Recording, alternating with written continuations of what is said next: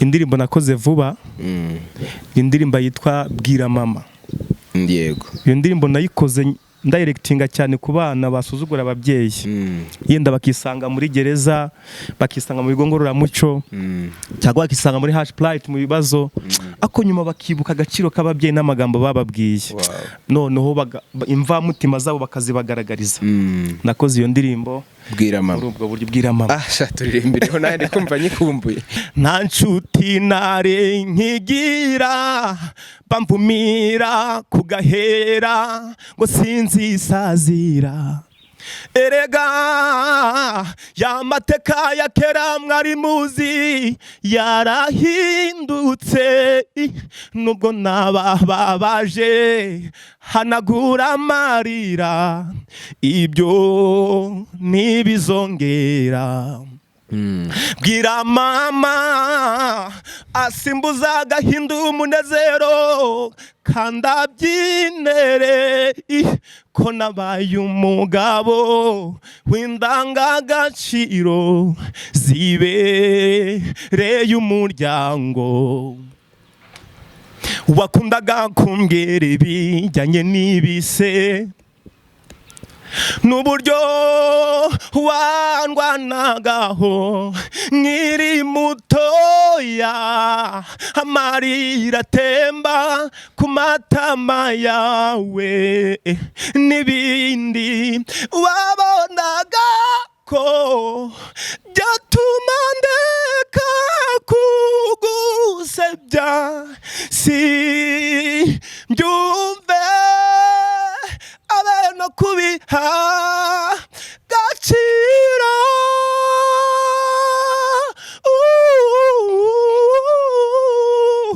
Erega ya mateka tujya kuri karasi. Wigeze wabaza umubyeyi wawe aho birenze nawe uravuga uti mama ndakubabaje? Cyane rwose twagiye tubababaza, ariko umwana avuna umuheha ukamuha undi. Erega amatwi yanjye arumva, amasona y'ubungu barabona, sinzongera kugenda nsitara kukwa nkojejeho ikiganza cyekera. Bamubwiraga naramubona, before I knew my name, before I drew a breath, he's making ways for me. Now and every day, in each and every step, he's making ways for me. When my heart is full of doubt, feels like faith is running out, I've come to fall, to turn around. I know God, we work it out. Mbese ni ikihe kintu ubona cy'inzaduka kiri kuza mu buzima bw'abakristo uyu munsi, ukaba ubona kitarahozeho mu iyobokamana cyangwa kitarahoze gikorwa n'abantu bavuga ko bari mu nzira igana ku Mana? Abantu ukaba babagira inama iki kintu nimushaka mu gihagurukire pe, kuko ntago ari ikintu cy'abantu b'Imana, nubwo gifashe ijambo kikagira umwanya munini mu bantu bari mu iyobokamana. Icyo kintu ni ikihe? Ikintu cy'inzaduka ndi kubona mu bantu b'Imana muri iyi minsi, harimo ubutekamutwe buri mu iyobokamana kandi bigahabwa ijambo bikavugwa cyane. Harimo ubuyobe uhereye ku myambarire ukageza ku misengere n'imirire n'iminywere. Abantu barimo barazirura ibibi Mesiya yari yaravuze ko ari ibizira ndetse n'Imana ubwayo. Muri make rero urubyiruko rw'itorero bakwiriye kumenya ko ari bo musingi w'itorero ry'ejo hazaza. Ibyo bikabatera kwiga, bikabatera gusenga, bikadutera gusoma, bikadutera kwita ku nshingano z'itorero no kuri doctrine z'imbere mu itorero, tukazimenya ku buryo ki bari abakuru bacu nibamara kuva ku isi bamaze kurangiza ibyabo, tuzasigara duhagaze mu mwanya wabo, itorero rigakomeza rigakora. Hari imyambaro umuntu yambara ari mu mwanya wo kubwiriza no kwigisha abantu ukabona ko idateje ibibazo. Yes. Ariko hari n'indi umuntu yambara n'abantu baje mu rusengero bagahita bikanga. Nge ikintu mbona nuko umusore ufite ubwenge wasomye, yenda wabaye mu itorero atandukanye, atandukanye mu by'ukuri yigisha imyambarire myiza. Agomba kwambara selon conscience professionnelle ye. Umutimanama uramubwira ko ibi bintu yambaye nta kibazo. Mu by'ukuri nta rugero rundi Imana yatanze ngo mwambare gutya. Ahubwo conscience professionnelle zo zidukiritiva. Havuga ati uko byagenda kose iyi pantaro irakabije. Umutimanama wawe. Iyo rero umuhungu yabuze umutimanama ni ikibazo. Icyo yenda ni ku ruhande rw'abasore, mu by'ukuri akaba ari umusore wambaye neza, ufite ipantaro imwegereye ariko nanone itamubanye cyane, akaba afite ishati imwegereye ku buryo kimubona ukabona ko byagenda kose ari smart. Umukobwa wambaye neza mu by'ukuri, iyo tuvuze kwambara neza burya tunareba n'ishusho igaragara, aspect physique. Abagomba kuba ari umukobwa ufite naturel, ufite umusatsi we, umukobwa utateye bya bindi bya makeup, akaba ari umukobwa mu by'ukuri wambaye nawe imyambaro itari minini cyane kandi itanamwegereye cyane, nawe ku buryo cy'umubona ukavuga ngo ko byagenda kose umukobwa arambaye arikwije. Ahantu mperutse kujya nsanga umuntu umwe arimo arigisha, aravuga ati hari ikintu tugomba kuzirikana mu gihe tugiye gushyiraho makeup cyangwa tugiye kwihindura uko tutaremwe. Avuga ati ni intambwe ya mbere umuntu atera agaye Imana uko yamugize. Niba ufashe ibara rya blue, ry'ubururu cyangwa ry'umutuku, cyangwa ugafata ibara ry'ikigina ukarisiga ku mubiri wawe ukumva nibwo umeze neza, ngo uba umeze nk'umuntu uri kubwira Imana ati Imana unkora hari ibintu wibeshyeho ukeneye gukosa, wari uri kwiye gushyiraho. Wenda iyo uza kumpa iminwa itukura ukampa mu maso y'ikigina cyangwa asa gutya, ukampa inzara ziri ku burebure bureshya gutya, nibwo wari kubikoze neza kandi zifite amabara atandukanye. Rero uburyo tugerageza kwikora ngo dukorere Imana nanone binagaragaza uburyo kitugayamo Imana ko itatugize. Wumva mushiki wa yasohoka ajya gusenga ameze ate ku ndeshyo y'imyenda, haba hasi cyangwa hejuru, kimwe n'umubyeyi wawe, kuko hari ababyeyi b'ubu nabo usanga bitarahindutse. Murakoze. Mu by'ukuri abantu bagomba kwambara selo imyaka yabo, sibyo? Icyo kintu cyo kuba yenda ashobora kuza agaragaza imiterere ye, yenda imyambaro transparent igaragara, iyo rwose ntabwo tuyemera. Ntabwo tuyemera. Usanga umuntu arambaye, umukobwa arambaye ariko kureba imyenda y'imbere. Hari niwo mperutse kubona mbona nta n'imyenda y'imbere yambaye. Byahereye kera muri bato, muturanyi miryango irebana, mutaramana musakuza, abakambwe bahana inka n'abageni, ugimbutse urahiga, usore kusezerana kuzaca mw'irambo rituruka mu mugeni, ahagana iwabo.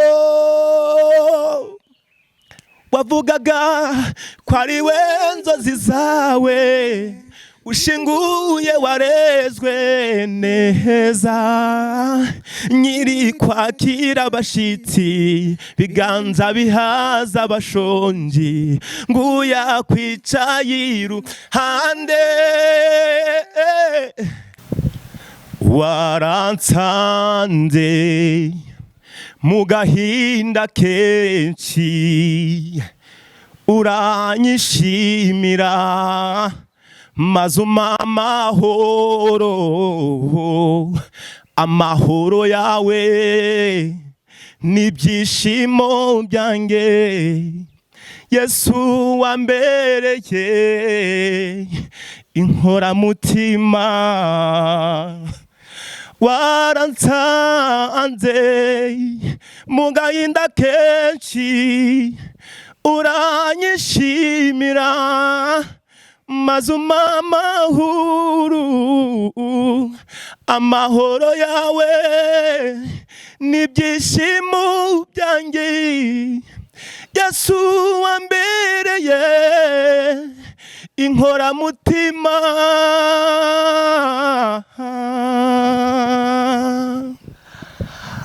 Yesu ni inkoramutima ku bantu benshi, abikiye amabanga ndetse yameneye n'amaraso. Inyoko muntu muri rusange ayikunda cyane. Uyu munsi twagize umugisha kuri Divya Family TV kuba turi kumwe n'umusore mukuru w'umuririmbyi, akaba umwanditsi mwiza ndetse afite n'ibindi akora byinshi ari buze kutubwira nk'ibikorwa bye biturutse mu mpano Imana yamuhaye. Muraho neza? Muraho neza. Amahoro. Mahoro. Umeze ute?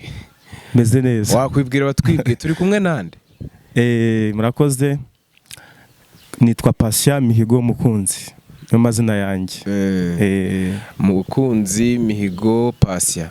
Ubundi uri mu ntoki mu buzima busanzwe? Ndi umusore ushima Imana, kunda gusenga, kunda ibintu cyane byo kuririmba, ikindi ngakunda kubana n'abantu amahoro, nkunda umutekano, nkunda gusabana. Muri make ni uwo nguwo ndiwe. Uwo niwe Patient. Uyu munsi mu bintu byatumye tumenya ku bijyanye n'impano yawe y'umuziki, harimo indirimbo wakoze ari kuyikorera umuntu, ari indirimbo y'ubukwe. Hirya y'iyo ndirimbo y'ubukwe hari izindi ndirimbo ugira? Murakoze. Nyine zaba ziri hanze, nicyo nashaka kuvuga. Indirimbo zirahari zanditse, niyo ndirimbo kandi y'ubukwe nayo irahari, ariko ntago irajya hanze.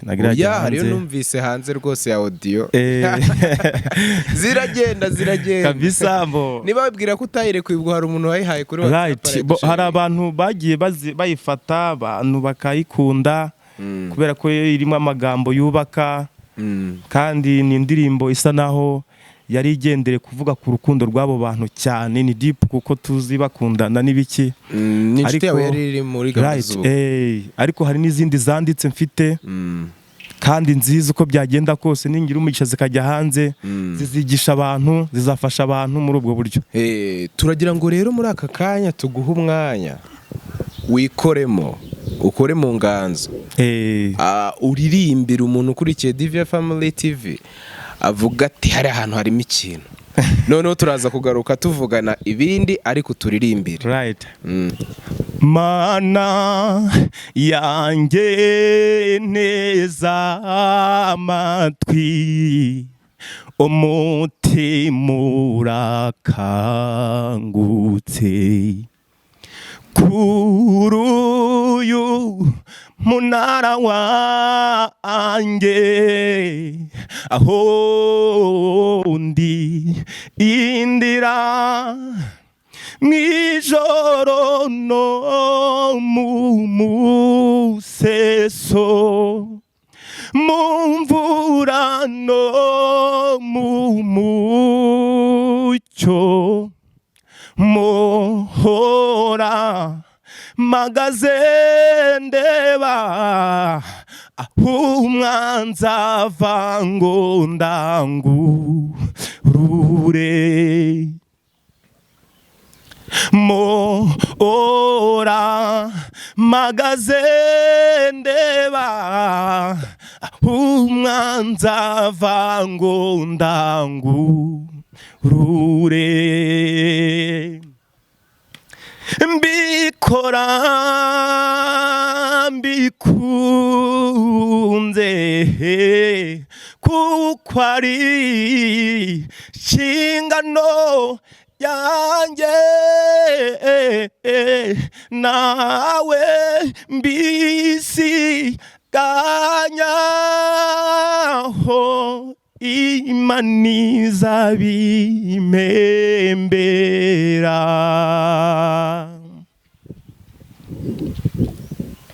Mbo uri mu artiste batari bagera mu ruhando rw'abandi kubera ko ushobora kuba uhuze cyangwa ukaba utarabibonera umwanya. Ese impamvu utari kuza muri media kuririmba ngo abantu bamenye yuko uri gukora, ujye mu bitaramo, ukore nyine ibintu bitandukanye, ni ibiki biguhugije wana ko uri umunyempano kandi byumvikanira n'umuntu wese uri kutwumva?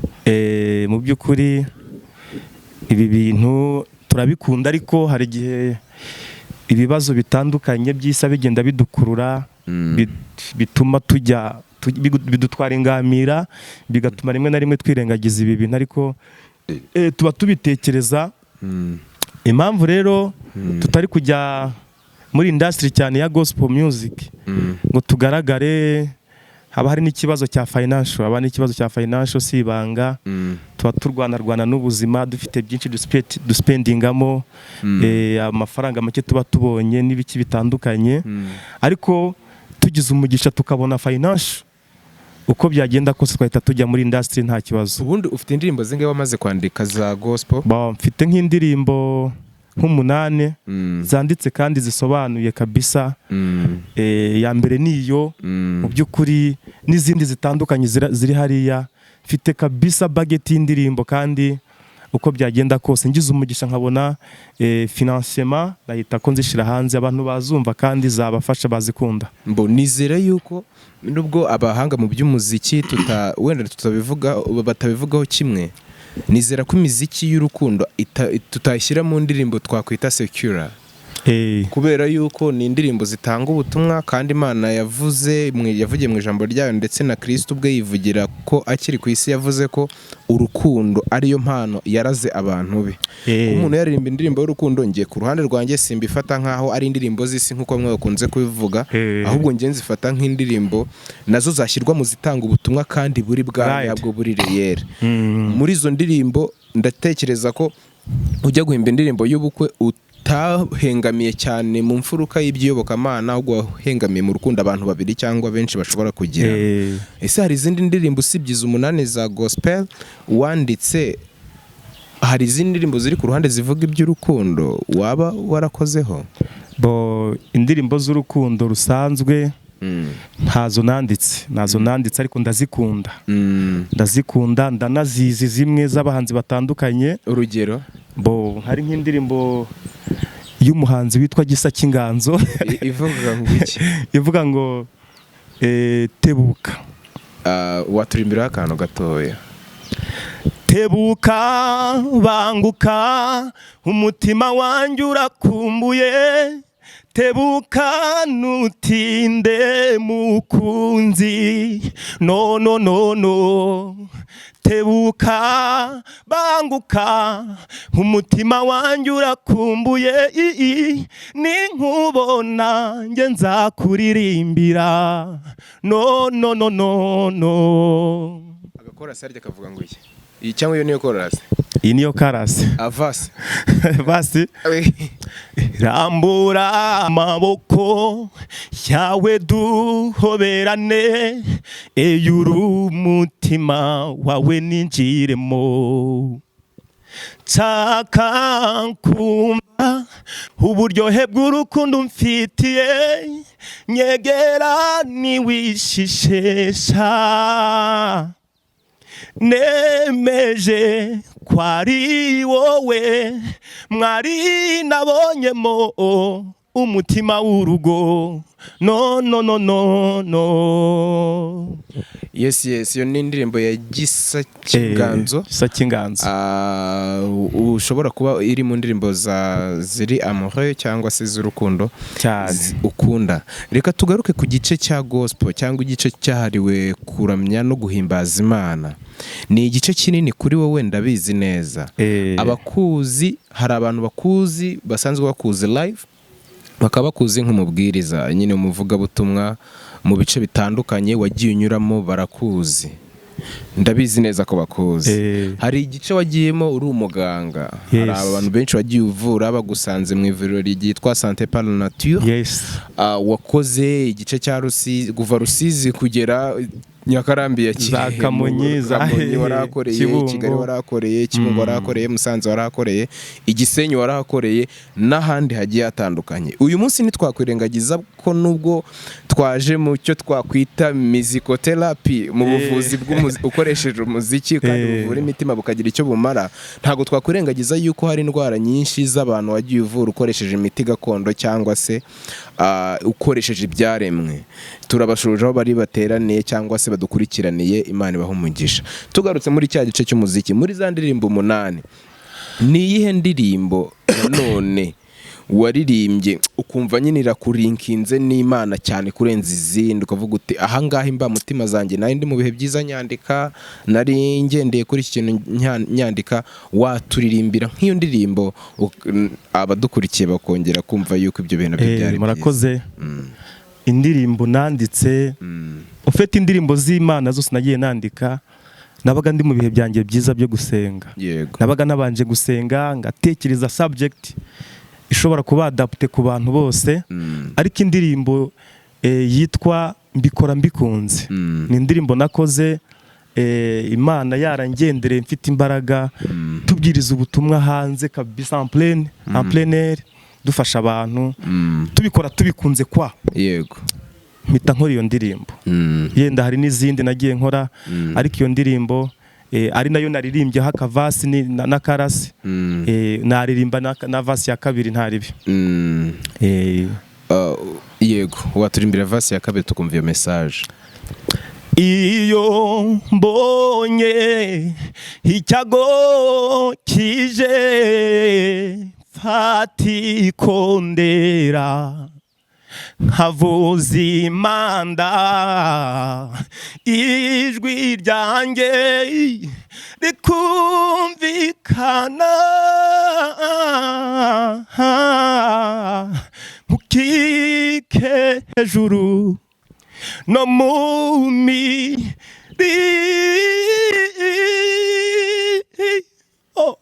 mazishanga bigateranira kurwanya ikiriteye,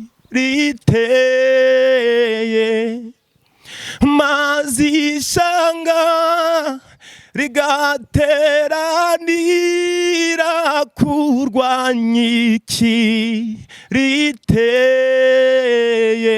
ikiriteye. Vasi ya kabiri iyi ndirimbo narimbye ndi mu bihe byiza niyi. Iyo ubonye ikibi kije uvuze kondera, abantu bakaryumva barahatandukanye wabo no mu mirima, maze ishyanga rigahagurukira hamwe kurwanya ikiriteye.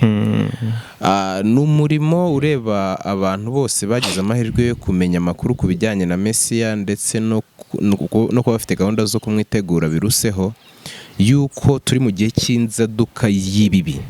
Ku ruhande rwawe, mbese ni ikihe kintu ubona cy'inzaduka kiri kuza mu buzima bw'abakristo uyu munsi, ukaba ubona kitarahozeho mu iyobokamana cyangwa kitarahoze gikorwa n'abantu bavuga ko bari mu nzira igana ku Mana? Abantu ukaba babagira inama ati iki kintu nimushaka mu gihagurukire pe, kuko ntago ari ikintu cy'abantu b'Imana, nubwo gifashe ijambo kikagira umwanya munini mu bantu bari mu iyobokamana. Icyo kintu ni ikihe? Ikintu cy'inzaduka ndi kubona mu bantu b'Imana muri iyi minsi, ni ikintu bita ibice. Ikintu bita ibice, kandi ibice birasenya. Ibice birasenya kuko hari uburyo ibice biza ugasanga imbaraga zibaye diametrellement opposé, zibaye opposé, zakagombye guhurijwa hamwe zikaba opposé nyine muri ubwo buryo. Ikintu cy'ibice rero nicyo kiri kutwafekta cyane muri iyi minsi, aho ushobora ugasanga ntabwo abantu b'Imana bahuza mu myumvire itandukanye ya Bibiliya. Yenda urugero ndi butange ni uburyo abantu bacu basa naho bagize imyumvire itandukanye kuri biriya bihe byatambutse bya lockdown. Hanyuma imbaraga zimwe zikagenda de part d'autre, abandi bagasigara dusenga, abandi bakagenda.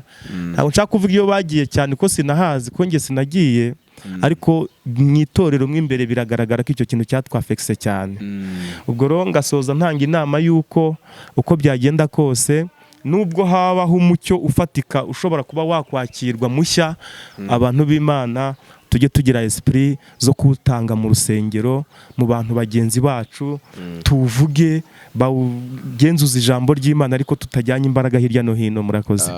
Mu mateka yahozeho kuva kera, Imana yagiye irarikira ubwoko bwayo kuba ahantu hamwe, ikabugira inama yo kutitandukanya, kubera yuko no mu muco usanzwe dufite aha turi, habaga umugani twajyaga twiga mu bitabo, harimo umugani w'umusaza wahamagaye abuzukuru barabegeranya, afata inkoni arazihambiranya, ahamagara abana be b'abanyembaraga arazibahereza ngo bazikonyore bazivune. Umuntu wese wagerageje muri abo bana kuvuna byaranze, ariko umusaza abonye bibananiye arazihambura akajya afata imwe imwe akayivuna. Arangije arabwira ati rero nk'uko bigenze kuri izi nkoni ni nako nimwitandukanya umuntu wese akajya ukwe n'undi ukwe, kubangiza no kubagirira nabi by'umubi n'abantu bizaba byoroshye.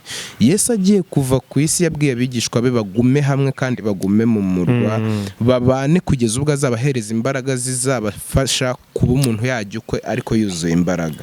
Twari tugeze rero mu bihe bibi aho abantu badafite imbaraga, hajyaho lockdown, aho abantu batari bafite imbaraga zo gusenga. Erega tunemere yuko abakristo bavuga ko bizera Imana, kuba lockdown yaraje batabizi nabyo ni ikimenyetso cy'intege nkeya, kubera ko Imana ubwo niyo yari yarivugiye yuko nta kintu izakora itabanje guhishurira abagaragu bayo ndetse n'ibishwe byayo.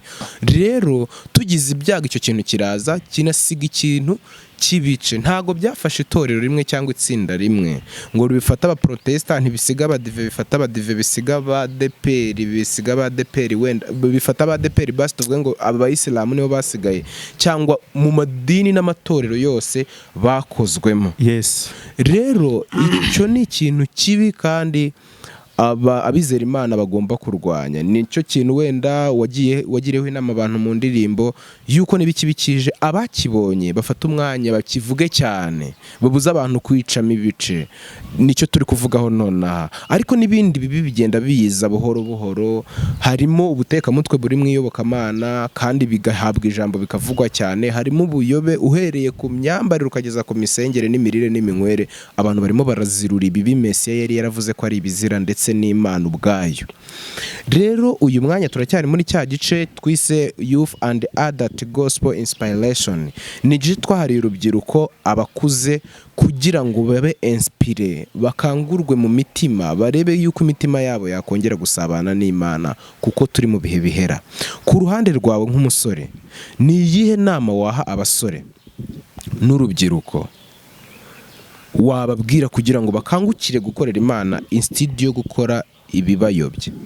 Murakoze, uvuze neza cyane ko iki gice ari igice cy'urubyiruko murimo, kugira ngo mwinspiring urubyiruko muri ubwo buryo. Urubyiruko mu by'ukuri, urubyiruko hari ikintu uvuze cy'imyambarire, ibintu by'imisengere. Muri iyi minsi isi irimo iragenda yihuta cyane, kandi urubyiruko rwacu rw'abadivantiste tukihutana nayo. Hari igitabo nasomye, ni umusaza wigeze utubwira igitabo yasomye cyitwa Afya na Raha. Ni umuntu wasomye cyane ibintu by'ibiswahili. Abanye muri icyo gitabo bavuze yuko ubwoko bw'Imana bugomba kwambara mu myambarire butagomba kuba imbere ya Yesu cyangwa ubinyuma kuri, hago bagomba kugendera ku step imwe na Yesu mu myambarire. Bari bashatse kutwereka ko tugomba gukabya ngo twihute cyangwa dusigare inyuma.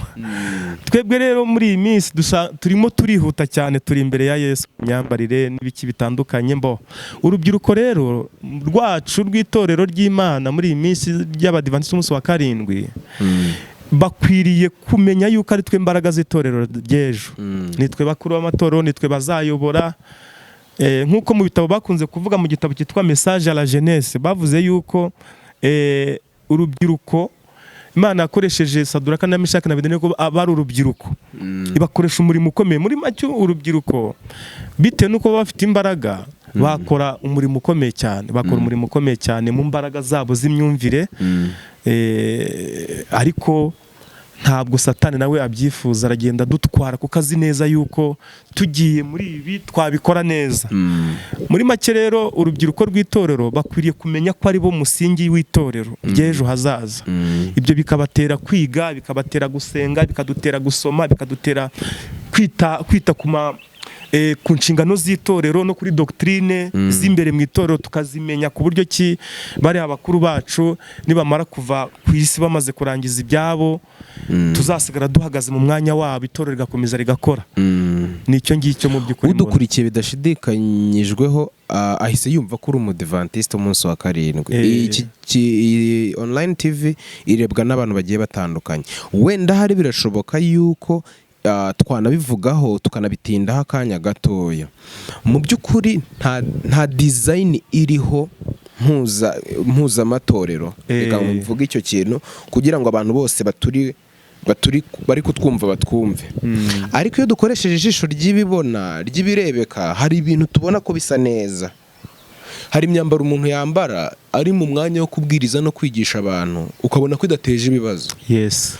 Ariko hari n'indi umuntu yambara n'abantu baje mu rusengero bagahita bikanga. Umuntu akaba yakwinjira mu rusengero abantu bose bakikanga, ugasanga umuntu ameze nk'aho yibagiwe kwambara, kandi byari ingenzi kwaza mu rusengero yambaye yikwije kugira ngo atagira uwo arangaza, kuko turi abantu bakiri mu mubiri, ntabwo turi mu itorero ry'umwuka aho twese twaba twiyambuye tukaba twakora ibindi byose twumva dufite umutekano w'umutima. Rero nashaka kukubaza gatoya, kuri wowe umusore wambaye neza yakagombye kuba ku ruhande rwawe yambaye ate? Kuri wowe umukobwa wambaye neza w'umukristo, byibura ukurikije ibyo wasomye n'ibyo ubona, akaba atateza impungenge n'ibibazo, ni uwambaye gute? Urakoze. Umusore wambaye neza kuri njyewe, by the way, wambaye neza. murakoze. Mu by'ukuri umusore wambaye neza ni umusore wambaye akikwiza. mu by'ukuri akambara akikwiza, akambara ipantaro, akambara ishati, akaba asa neza. Ariko ku basore ho mu by'ukuri ntago cyane tubajetaho kiripabilite cyane ngo tuvuge ngo tubavugeho byinshi cyane, kuko abasore ashobora no kwambara ipantaro ikaba imwegereye iri kuri size ye, tuvugisha ukuri, ariko ikaba ari ipantaro ubona idasebetse imbere y'Imana, cyangwa ishati idasebetse imbere y'Imana. Hari abantu rero bakunda kugira ikibazo cyo kuvuga ngo biriya myenda ngo ibiki n'ibiki biramwegereye, ariko uramutse uzanye n'indi myenda ikurekuye nabyo cyane byaba ikibazo byo muri ya myaka. Yes, muri make ngiye ikintu mbona ni uko umusore ufite ubwenge, wasomye, yenda wabaye mu itorero atandukanye, amatora atandukanye mu by'ukuri yigisha imyambarire myiza, agomba kwambara selon conscience professionnelle ye. Umutimanama uramubwira ko ibi bintu yambaye nta kibazo. Mu by'ukuri nta rugero rundi Imana yatanze ngo mwambare gutya, ahubwo conscience professionnelle zo zidukiritiva, havuga ati uko byagenda kose iyi pantaro irakabije. Umutimanama wawe. Iyo rero umuhungu yabuze umutimanama ni ikibazo. Icyo yenda ni ku ruhande rw'abasore, mu by'ukuri akaba ari umusore wambaye neza, ufite ipantaro imwegereye ariko nanone itamubanye cyane, akaba afite ishati imwegereye ku buryo kimubona ukabona ko byagenda kose ari smart. Umukobwa wambaye neza mu by'ukuri, iyo tuvuze kwambara neza, burya tunareba n'ishusho igaragara, aspect physique. Abagomba kuba ari umukobwa ufite naturel, ufite umusatsi we, umukobwa utateye bya bindi bya make up, akaba ari umukobwa mu by'ukuri wambaye nawe imyambaro itari minini cyane kandi itanamwegereye cyane, nawe ku buryo cy'umubona ukavuga ngo ko byagenda kose umukobwa arambaye arikwije. Biba bigaragara no ku maso mu by'ukuri. Hari kimwe mu bitavugwaho rumwe, ari igice cya make up, ari nicyo cy'ingero imyenda igeraho ku mubiri, aho ushobora gusanga abantu mu rusengero bambaye imyenda iri hafi kugaragaza imiterere y'umubiri wabo, ndetse cyane ibice by'ibanga bikaba byenda kuba mu maso ya rubanda. Ibyo bintu ntibe bivugwaho rumwe n'abantu baba mu iyobokamana. Hari ahantu mperutse kujya nsanga umuntu umwe arimo arigisha, aravuga ati hari ikintu tugomba kuzirikana mu gihe tugiye gushyiraho make up cyangwa tugiye kwihindura uko tutaremwe. Avuga ati ni intambwe ya mbere umuntu atera agaya Imana uko yamugize. Niba ufashe ibara rya blue, ry'ubururu cyangwa ry'umutuku, cyangwa ugafata ibara ry'ikigina ukarisiga ku mubiri wawe, ukumva nibwo umeze neza, ngo uba umeze nk'umuntu uri kubwira Imana ati Imana unkora hari ibintu wibeshyeho ukeneye gukosa, wari uri kwiye gushyiraho. Wenda iyo uza kumpa iminwa itukura, ukampa mu maso y'ikigina cyangwa asa gutya, ukampa inzara ziri ku burebure bureshya gutya, nibwo wari kubikoze neza kandi zifite amabara atandukanye. Rero uburyo tugerageza kwikora ngo dukorere Imana, nanone binagaragaza uburyo kitugayamo Imana ko itatugize. Icyo kintu akivuga numva bisa n'ukuri, ndetse bishobora kuba ari n'ukuri, ariko iyo tugeze ku myambarireho hari igihe umuntu nyine yambara ukabona yakabije, ari hafi kugaragaza uko angana n'uko ateye. Ese mu maso ya Pasiya, iyo mushiki wawe, reka mvuge mushiki wawe, iyo mushiki wawe yambaye kuriya, ese kuko turi kugira inama abasore, iyo mushiki wawe ubonye asohotse agiye gusenga, ntabwo agiye muri buwate cyangwa mu kabyiniro, agiye gusenga yambaye imyambaro, wumva mushiki wawe yasohoka ajya gusenga ameze ate ku ndeshyo y'imyenda, haba hasi cyangwa hejuru? Kimwe n'umubyeyi wawe, kuko hari ababyeyi b'ubu nabo usanga bitarahindutse. Murakoze. Mu by'ukuri abantu bagomba kwambara selo imyaka yabo, sibyo? Selo imyaka yabo. Icyo kintu cyo kuba yenda ashobora kuza agaragaza imiterere ye, yenda imyambaro transparent igaragara, iyo rwose ntabwo tuyemera. Ntabwo tuyemera. Usanga umuntu arambaye, umukobwa arambaye ariko kureba imyenda y'imbere. Hari n'uwo mperutse kubona mbona nta n'imyenda y'imbere yambaye, ariko yambaye ibintu biri transparent kabisa, umubiri wose ubona. Cyo ni ikizira, ni ikibazo. Iyo n'indi stage, n'indi ntambwe y'ubuyobi. Ubwo rero mushiki wanjye nk'uko mbajije, nakwifuza yakwambara ati, ntakambara imyambaro transparent. Cyo ni icyambere. Ntakerekana ibice bye by'umubiri.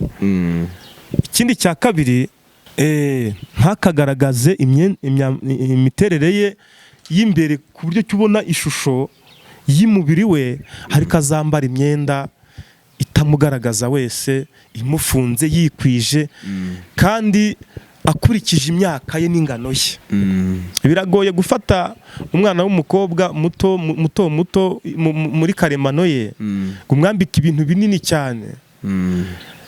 Mu by'ukuri nabyo bigaragara nabi. Azambare ibintu abona, nakwishimira yakwambara ibintu abona bizima, ariko nanone bidakabije mu kumurekura cyane, kandi bidakabije kumwegera cyane, kandi bitagaragaza umubiri we. Icyo gihe ntabwo ari ukuvuga, kuko hari abantu tuba dufite nyine ijipo igeze imbere ari ndende, inyuma isatuye cyane. Hari abo tugira bambara ndende ariko zibahambiriye cyane. Hari abo tugira bambara ingufi zibarekuye cyane, kugeza ubwo umuyaga ushobora guhuha, abamuri imbere bakipfuka mu maso cyangwa abamuri inyuma. Rero ibyo ni ibintu cya kintu wahereho cyo guhera ku mutimanama. Uko umutimanama w'ubukristo ugutegeka kwambara, ubona nawe uramutse uri umuntu ugiye kwigisha abandi by'inzira y'Imana, nta kindi cyabarangaza hirya y'ibyo bintu. Reka tugaruke ku gice cy'umuziki. Icyo cyari igice cyo kuvugana tunabwira abasore n'urubyiruko yuko ikijyanye n'imyambarire rwose ari ingenzi cyane kucyitaho mu gihe turi mu iyobokamana. Reka tugaruke ku gice cy'umuziki, tuguhereza umwanya uturirimbire. Ufite indirimbo 8, byibura turagusaba ko byibura muri izo 8, ubwo hasigaye 7, byibura ugiye kutureberamo indirimbo 3, byibura ukajya uturirimbiraho igitero na refre. Murakoze. Ubwo imwe ntayiririmbye, hasigaye 2. Oya, hasigaye 3, ubwo hasigaye 7. Uri gutinya ko ibihangano byawe bimenywa n'umuntu, ariko n'ubundi ntaho uzaducike. Hari ahantu nzi hari igitaramo utumiwemo, ntago bazaguha indirimbo ngo uririmbe ngo verse na chorus. Jya mbere musore.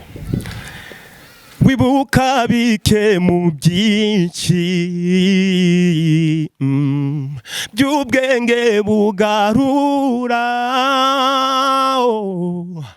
bikakurenga imbere hari inyanja, inyuma ukurikiwe, hirya no hino hari imisozi, n'ibyabawe baragusanze, bagira ibyo bagukemurira, burya Imana yari byihishemo.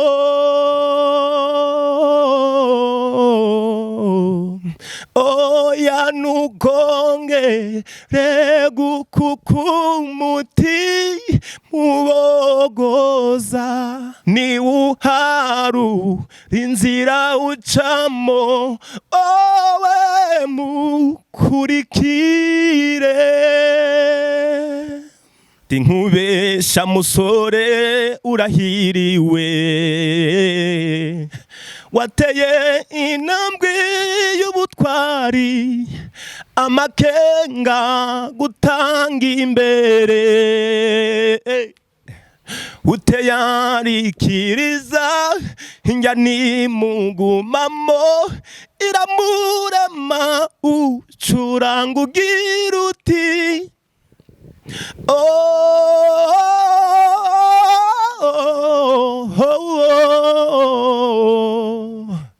mu byo kurya nariye muba twabanye nabo twakoranye nawuzanezeza nkawe gusa turasa turaresha duteye kimwe none tubaye umwe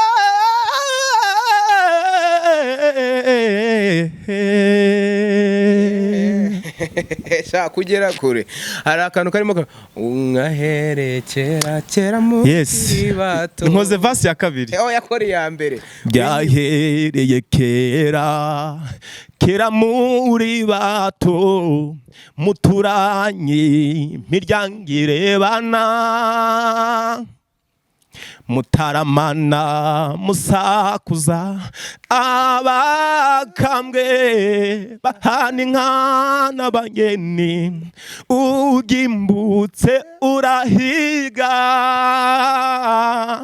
usore kusezerana kuzaca mw'irambo rituruka mu mugeni ahagana iwabo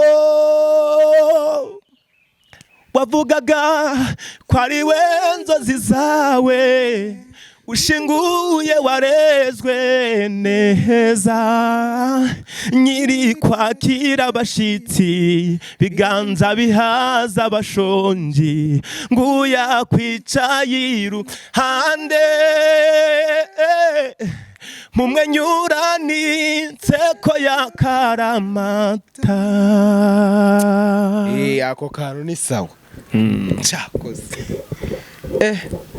musore byari sawa banza haragerageje tu waranyuranye mu ibintu ni ukugerageza tu urakoze cyane ubwo abantu bafite ubukwe bashobora kuguhamagara ukabashyushya mu birori bazaze kabisa tuzabakorera ko dushoboye bazakurangiraho bizabera uzabasangayo kabisa reka tugaruke ku njyana niye ndirimbo y'uhe muha cyangwa nuhe muririmbyi ukwinspira cyangwa indirimbo ukunda cyane uri mu bantu nzi ko bakunda kumva indirimbo za groupe bita yo muri Amerika ya Maverick City yego ya groupe urayikunda niye ndirimbo yabo harya ukunda cyane kurenza izindi Maverick City nkunda indirimbo yabo bita God we walk it out okay turirimbira akantu ntare Before I knew my name, before I drew a breath, He's making ways for me.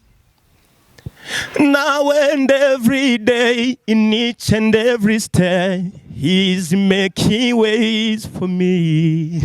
When my heart is full of doubt, feels like faith is running out, I've come to fall, to turn around. I know God, we work it out. God, we work it out. One thing I know, one thing I found, oh God, we work it out. Oh, yes, we know. Oh, things are coming together. Pushing past was too free, falling to the lead. He's still making ways for me. And he won't let me down, never let me leave. He's still making ways for me. When my heart is full of doubt, feels like we is running out. I've come too far to turn around. I know. Iyo ndirimbo iranyinspira cyane. God wake you out. Yego. Abadukurikiye barumva yuko uri umwe mu bavokalist beza, abantu bafite amajwi meza. Imana iguha umugisha wana, yaguhaye impano nziza. Murakoze. Imana iguha umugisha. Reka tugaruke, ese nuwuhe muririmbyi cyangwa umuntu wo mu baririmba ikinyarwanda, kuko abadukurikiye benshi nabo baracyumva. Wavuga ubwo turagira ngo tubwire abana yuko umuntu ashobora kuvukira hano mu Rwanda cyangwa ahandi havuga ururimi runaka, ariko akaba ashobora kubwiriza ubutumwa mu buryo bwo mu zindi ndimi. Bantu bamwe na bamwe baba babyumva kandi byari umumaro kuri benshi. Niye ndirimbo mu kinyarwanda ukunda cyangwa se umuhanzi wo hafi urakoze. Inspiration ya mbere yikuye ku muhanzi bita Sahihi yaranyisfiye cyane. Ba Gentil Misigaro, ba Israel Mbonyi, bose n'abantu ngenda afata indirimbo zabo. Pasya Bizimana bura nka Sahihi ndakunze indirimbo yitwa Kebuka. Kebukiye isi yacu mu mpande zayo zose, urasanga hayo harangira. Hirya bararira, hino barihebye. Ni mamo iki ni igise cy'iherezo. Iyo ndirimbo narayikunze cyane. Ni igise cy'iherezo. Yes. Ni igise cy'igihe cy'iherezo. Hariho abantu b'abahanga wana. Niyo ndirimbo Pasya Bizimana ukunda? Pasya Bizimana nakunze indirimbo yitwa amagambo yanjye make arakuzamuye. Nanjye nawugushize hejuru. Ni amagamba nshiranye nkuramisha umutima. Ni umutima ucecetse nkuramisha umutuzo. Kuko byose mu byo waremesheje amaboko yawe, bigaragaza yuko na n'ubu ugikora. Nanjye ndirimbo urayibuka? Yes, urayibuka. Uramutipe arakoze. Ariko n'indi ndirimbo banakunze indirimbo, hari indirimbo bakoze ari groupe ivuga ngo iki ni igihe cyo kuramya. Ivuga ngo nihitiyemo mwamumbereye, amarira yanjye ayahindura ibyishimo. Nihitiyemo umwamumbereye, amarira yanjye ayahindura ibyishimo.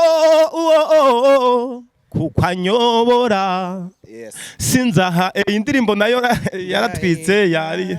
Yes. Iyo ndirimbo nayo ni sawa. Urumva ko mu ba artiste benshi baba bafite ubutumwa batanga, kandi ubwo butumwa bukagira icyo bumarira imitima. Reka tugaruke ku ndirimbo zawe bwite. Ako hari n'indi ndirimbo gatoya ya Gentil Misigaro yanyinspi ivuga ngo iyo mbimenya. Nayo ni indirimbo yaje mu bihe byanjye. Harya Gentil Misigaro ni waririmbye iriya ngo je n'ai jamais trouvé. Uwo ni bigize Gentil Misigaro yaririmbye iyo mbimenya. Iyo mbimenya simba naranize. Nayo ni nziza cyane. Ndayibuka. Izo ni indirimbo z'abaririmbyi bandi ba Israel Mbonyi. Sinazamuye ijwi ryanjye hejuru nkumenyesha iby'ibi bihe. Nafashe n'umwanya ndaguhamagara nkumenyesha iby'isarura. Nkubwira iby'ubwami ko bwegereje. itegure umese ibishura byawe. Indirimbo nayo yaramfashije cyane. Imvura iracyagwa muri ya mihana, izuba riracyarasa, ariko ibihe ntibikakumare imbaraga z'umutima, kuko ubwami bw'Imana bwegereje. Itegure umese ibishura byawe.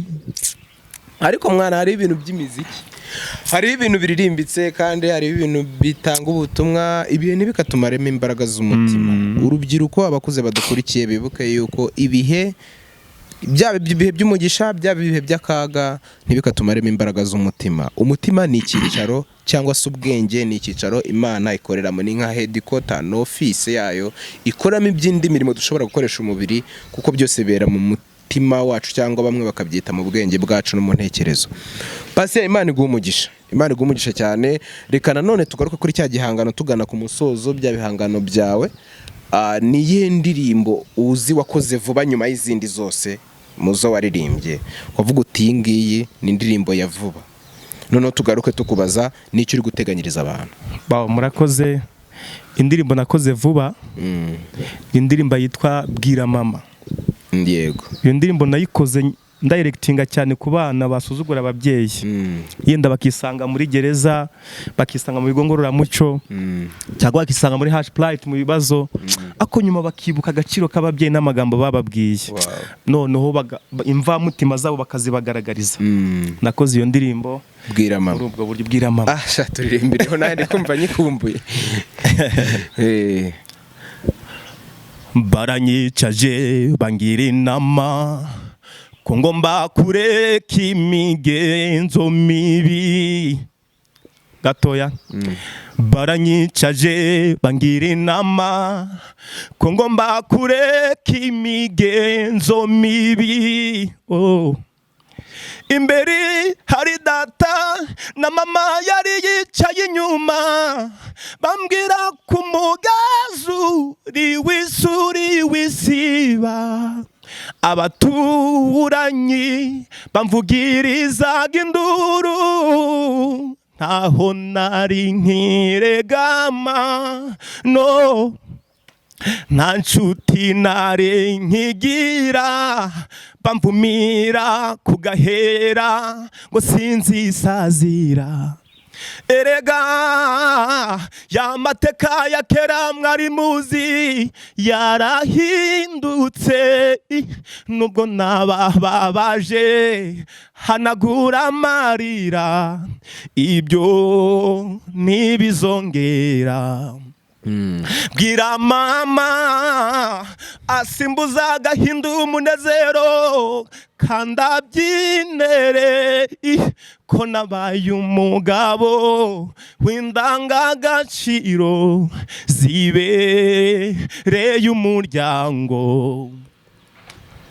Wakundaga kumbwira ibijyanye n'ibise, n'uburyo wandwanagaho nkiri mutoya, amarira atemba ku matama yawe, n'ibindi wabonaga ko byatuma ndeka kugusebya, si mbyumve abe no kubiha gaciro.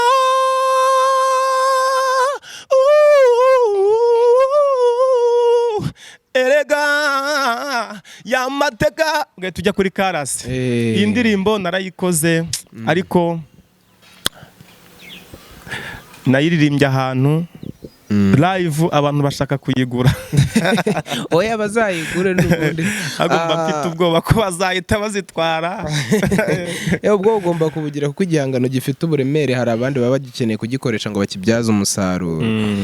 Mwana mutoya udukurikiye, rungano, rubyiruko, ni byiza ko twongera kumvira ababyeyi, tukongera gusabana nabo, ibyo tudasobanukiwe neza tukababaza kugira ngo batwereke inzira nziza, kuko nibo badukunda kurenza abandi bantu bose bari ku isi.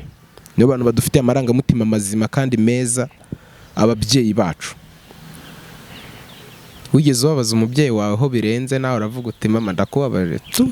Cyane rwose twagiye tubababaza, ariko umwana avuna umuheha ukamuha undi.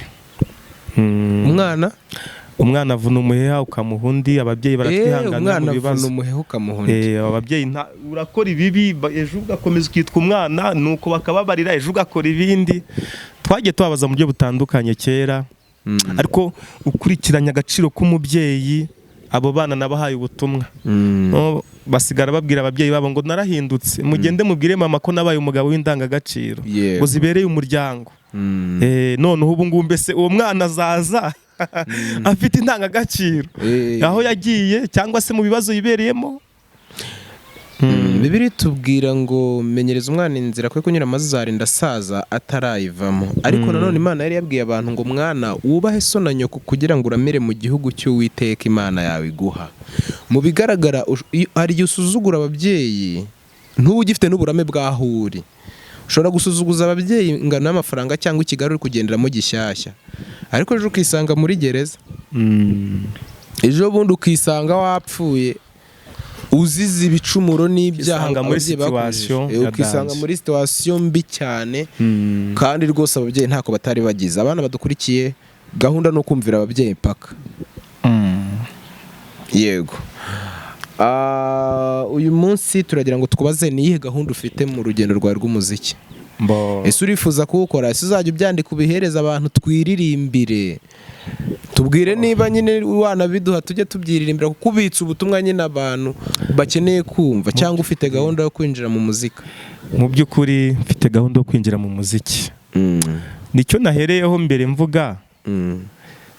Imana iciye iteka abantu bakabona imbaraga z'ubushobozi. Hagize uwumva ibi bimushimishije, mbese hagira ubikora nk'uwikirira rebe, hanyuma dutegereze noneho natwe akore natwe dukore. Muri make mu by'ukuri mba ndifuza kujya industry. Mfite ibintu byo guhereza abantu, mfite indirimbo zanditse pe ziruta n'ize, zifite melody mu bushobozi bwanjye Imana yampaye. Nta wirata cyangwa ngo yishire hejuru, ariko umuntu ashima Imana mu bushobozi bwe buke. Ubwo rero ndifuza kujya, ariko abantu nibabyumve, batera inkunga, bantera inkunga. Muri make bamfashe nkora indirimbo, mbwiriza ubutumwa mu ndirimbo, impano yanjye nanjye ijya ahagaragara. Yego, ubuhanzi ni impano y'Imana, kandi by'umwihariko iyo ugize umugisha wo kwisanga muri iki gice cy'iyobokamana muri gospel, biba bigufasha kugira ngo iterambere ry'iby'umwuka ryaguke. Magurukiye gutega amatwi ijwi ryiza ku nkombe y'uruzi,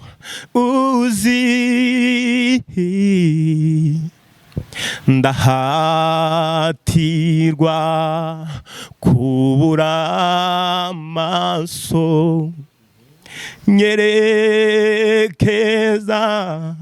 mu mpinga y'umusozi,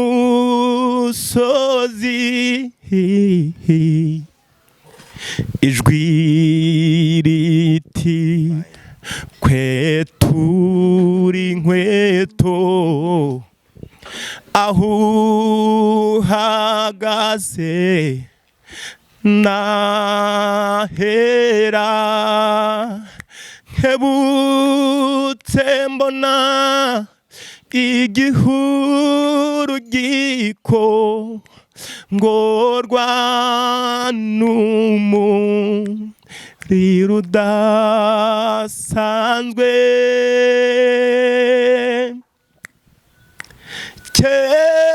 kenyera maze utabare, ijwi ribogo reza hagati y'ishamba. Erega amatwi yanjye arumva, amasona y'ubungu barabona, sinzongera kugenda nsitara kukwa nkojejeho ikiganza cyekera.